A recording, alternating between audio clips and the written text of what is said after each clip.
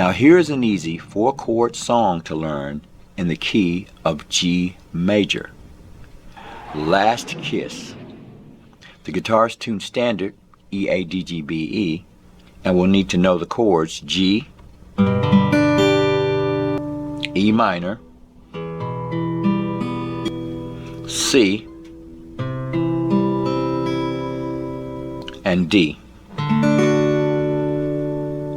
And we can play those 4 chords throughout the song. Where, oh, where can my baby be? The Lord took her away from me. I'm going to heaven, so I've got to be good, so I can see my baby when I leave.